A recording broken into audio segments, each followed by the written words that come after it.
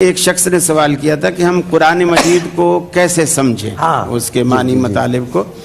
تو میں عرض کر رہا تھا کہ عذر ان کو یہ ہوتا ہے کہ قرآن تو عربی میں ہے, ہماری زبان اردو ہے, پشتو ہے, پنجابی ہے, سندھی, ہم کیسے سمجھیں.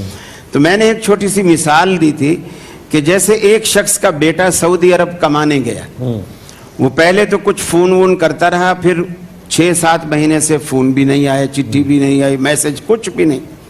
وہ روز ڈاکیے سے پوچھتا ہے میرے بیٹے کی کوئی چٹھی آئی ہو, کہتا جنید بھائی اگر آئے گی تو میں آپ کو بتا دوں گا. ایک دن دوپہر کا وقت تھا, بیوی نے دسترخوان لگایا, یہ بھی دسترخوان پہ بیٹھ گیا, دروازے پہ بیل بجی کہ پوسٹ مین کی آواز تھی کہ جنید بھائی جلدی سے باہر آؤ, تمہارے بیٹے کی چٹھی آئی ہے. اب یہ خط لے کر آیا. اب یہ بیگم سے کیا کہے گا, بیٹے کا خط آ گیا, چلو تسلی سے اب ہم روٹی کھاتے ہیں, اس کو بعد میں کھولیں گے, بعد میں پڑھیں گے. اتنا بے چین ہوگا کہ 6-7 مہینے سے تلاش کر رہا ہے کہ میرے بیٹے کے ساتھ کیا بنا.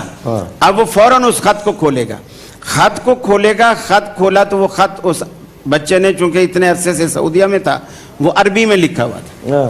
اب یہ کیا کرے گا کہ یار مجھے تو اب عربی آتی ہی نہیں ہے, دفع کرو. بیگم سے بولے گا اس کو چولہے میں ڈالو, تندور میں ڈالو, جلاؤ, ختم کرو. نہیں, وہ کسی عالم کے پاس جائے گا کہ جی میرے بیٹے کا خط آیا, میں 1 سال سے پریشان ہوں, مجھے بتاؤ کہ اس میں میرے بیٹے نے کیا لکھا ہے, کس حال میں ہے, کیا ہے. اللہ رب العالمین کا 1400 سال سے یہ خط قرآن کی شکل میں اپنے بندوں کے نام آیا.